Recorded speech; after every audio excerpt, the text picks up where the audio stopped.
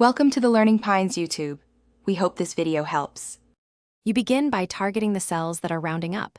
Select them now and look at the formula bar. First, change the cell format. Press Home, Number Group, More Number Formats. Choose number rather than general or currency if you need fixed decimals. Once done, set decimal places to the exact count you want, 2, 4, or 0 for whole numbers, and be sure not to use the increase/decrease buttons as a substitute for setting precision. Next, use functions to control how numbers behave. Insert round, number, digits to set conventional rounding, or round down and round up when you need directional control. Trunc removes decimals without rounding.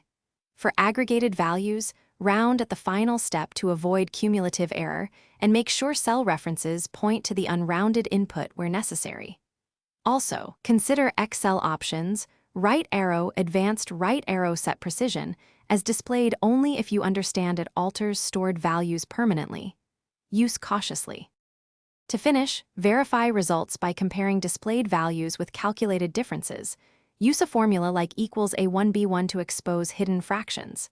If rounding still appears, recalculate with F9, and when stable, copy and paste special right arrow values to lock displayed numbers. Make sure cells are true numbers, not text.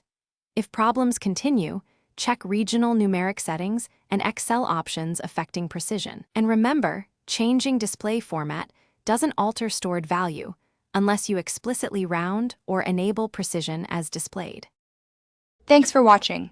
Consider subscribing if we helped you.